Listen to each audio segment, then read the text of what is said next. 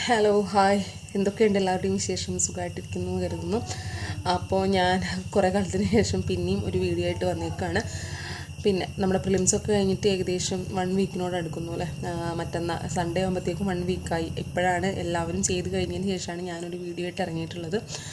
Okay, അപ്പോൾ എങ്ങനെ ഉണ്ടായിരുന്നു എല്ലാവരുടെയും പ്രിലിംസൊക്കെ? എൻ്റെ കേസ് വരികയാണെങ്കിൽ അതിനെ പറ്റിയിട്ടൊന്ന് ഡിസ്കസ് ചെയ്യാൻ വേണ്ടിയിട്ടായിരുന്നു. എൻ്റെ ഒരു പ്രിലിംസിൻ്റെ ഡേ, പിന്നെ ഞാൻ കട്ട് ഓഫ് ക്ലിയർ ചെയ്യുമോ എന്നൊക്കെ എൻ്റെ ഒരു പോയിൻ്റ് ഓഫ് വ്യൂവിൽ പറയാനായിട്ടാണ് ഞാൻ ഇന്ന് ഈ ഒരു വീഡിയോ ചെയ്യുന്നത്. അപ്പോൾ എൻ്റെ ഒരു കേസ് എനിക്ക് എറണാകുളം ഭാരത് ആദർശ് വിദ്യാഭവൻ അങ്ങനെ എന്തോ ഒരു സ്കൂളിലായിരുന്നു, നല്ല സ്കൂളായിരുന്നു. സോ അവിടുത്തെ നമ്മുടെ ചെക്കിങ്ങും കാര്യങ്ങളൊക്കെ കഴിഞ്ഞ് അതിൻ്റെ ഉള്ളിൽ എൻട്രി ചെയ്തു. ക്വസ്റ്റ്യൻ പേപ്പർ നമുക്ക് കിട്ടി. കമ്പാരിറ്റീവ്ലി ഞാൻ കുറച്ച് പ്രീവിയസ് ക്വസ്റ്റ്യൻ പേപ്പേഴ്സ് ചെയ്തിട്ട് തന്നെയാണ് എക്സാം അറ്റൻഡ് ചെയ്യാനായിട്ടിരുന്നത്. സോ കമ്പാരിറ്റീവ്ലി എനിക്ക് കുറച്ച് ഈസി ആയിട്ടാണ് തോന്നിയത്. എസ്പെഷ്യലി മറ്റേ സ്റ്റേറ്റ്മെൻറ്റ് ടൈപ്സിനേക്കാളും കുറച്ച് നമുക്ക് ഡയറക്റ്റായിട്ട് ആൻസർ ചെയ്യാവുന്ന കുറച്ച് ക്വസ്റ്റ്യൻസൊക്കെ വന്നിട്ടുണ്ടായിരുന്നു. സോ കഴിഞ്ഞ പ്രീവിയസ് ഇയറിനേക്കാളും കമ്പയർ ചെയ്ത് നോക്കുമ്പോഴത്തേക്കും ഒരു പഴയ UPSCൻ്റെ ആ ഒരു പഴയ പാറ്റേണിലോട്ട് പോയി എന്ന് എനിക്ക് തോന്നി. കമ്പാരറ്റീവ്ലി ഇപ്പോൾ ലാസ്റ്റ് ഒരു കുറച്ച് വർഷങ്ങളായിട്ട് കണ്ട് വരുന്ന ആ ഒരു രീതിയോടും കുറച്ച് വ്യത്യസ്തമായിട്ടുള്ള ഒരു പാറ്റേൺ ആയിരുന്നു UPSC ഈ ഒരു സമയത്ത് ഫോളോ ചെയ്തിരുന്നത്. CSAT-നാണെങ്കിൽ പോലും അങ്ങനത്തെ ഒരു പാറ്റേൺ ആണ് ഫോളോ ചെയ്തതെന്ന്. ക്വസ്റ്റ്യൻ പേപ്പർ ഫസ്റ്റ് നമ്മൾ കയ്യിൽ കിട്ടുമ്പോൾ തന്നെ നോക്കുമല്ലോ. അപ്പോൾ എനിക്ക് അത്ര ഈസി ആയിട്ടൊക്കെ ക്വസ്റ്റ്യൻസ് ഇടുമോ എന്നുള്ള ടൈപ്പിലുള്ള ക്വസ്റ്റ്യൻസും ഉണ്ടായിരുന്നു.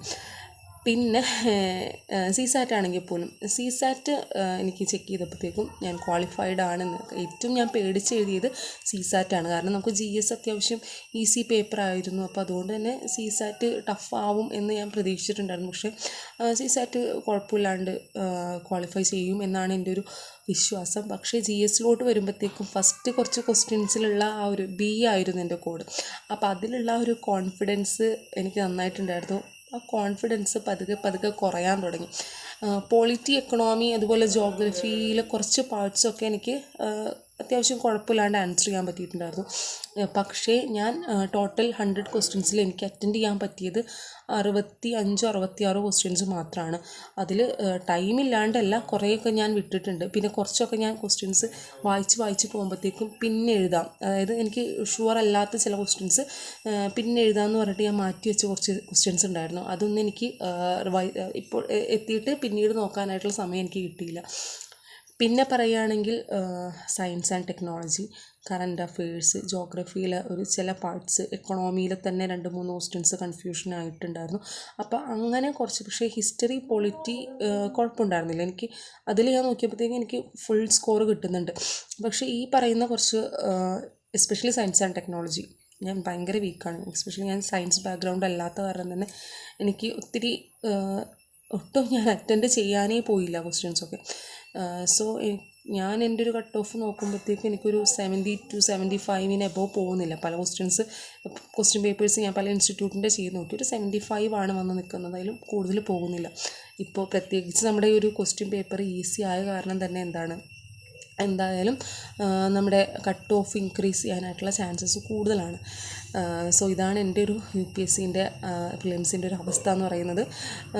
ഇൻഷാ അല്ലാഹ് നമുക്ക് ഒന്നും കൂടി, അപ്പോൾ എൻ്റെ വീക്ക് പോയിൻറ്റ്സ് എന്താണെന്നുള്ളത് എനിക്ക് മനസ്സിലാക്കാനായിട്ട് പറ്റി. സയൻസ് ആൻഡ് ടെക്നോളജി, പിന്നെ കറണ്ട് അഫെയേഴ്സ് ഇപ്പോഴും എനിക്ക് വില്ലനായിട്ട് തുടരുന്നുണ്ട്. അപ്പോൾ അതൊക്കെയാണ് എൻ്റെ ഇഷ്യൂസ് എന്ന് എനിക്ക് ഒന്നും കൂടി മനസ്സിലാക്കാനായിട്ട് പറ്റി. സോ എൻ്റെ മിസ്റ്റേക്സ് തരണം ചെയ്തുകൊണ്ട് നമ്മൾ അടുത്ത തവണ എഴുതാമെന്ന് കരുതുന്നുണ്ട്. സോ നിങ്ങൾക്കൊക്കെ എങ്ങനെയാണെന്ന് കമൻറ്റ് ചെയ്യുക. പിന്നെ എന്താ പറയാനുള്ളത്? പിന്നെ ഇപ്പോൾ പ്രിലിംസ് ഇപ്പം എന്തായാലും ഒരുപാട് പേർക്ക് എനിക്ക് തോന്നുന്നു ക്ലിയർ ചെയ്യാൻ പറ്റുമെന്ന് ഈ ഒരു പ്രിലിംസ്. സോ അങ്ങനെയുള്ളവർ എന്തായാലും മെയിൻസിന് വേണ്ടിയിട്ട് നന്നായി പ്രിപ്പയർ ചെയ്യുക. പ്രിലിംസ് കിട്ടിയില്ല എന്നുള്ളവർ വിഷമിക്കേണ്ട, നമുക്ക് അടുത്ത പ്രാവശ്യം ശരിയാക്കാം. ഓക്കെ, അപ്പോൾ ഇനി ചാൻസസ് ഇല്ല എന്ന് കരുതിയിട്ടും ആരും സങ്കടപ്പെടാനൊന്നും നിൽക്കരുത്. നമ്മുടെ ലൈഫിൽ ഒന്ന് സ്റ്റോപ്പ് ചെയ്ത ഒരെണ്ണം ഒരധ്യായം അടഞ്ഞാൽ അവിടെ തുറക്കപ്പെടുന്നത് ഒരു 100 അധ്യായങ്ങളായിരിക്കും എന്ന് വിശ്വസിക്കുക. പിന്നെ അത്രയൊക്കെ ഉള്ളൂ പറയാനായിട്ട്. അപ്പോൾ ഞാൻ എൻ്റെ ആ ഒരു പ്രിലിംസ് ഡേനെ പറ്റി പറയാനാണ് ഈ ഒരു വീഡിയോ ചെയ്തത്. അപ്പോൾ കൂടുതൽ വീഡിയോസായിട്ട് നമുക്ക് ഇനിയും കാണാം. Okay, by.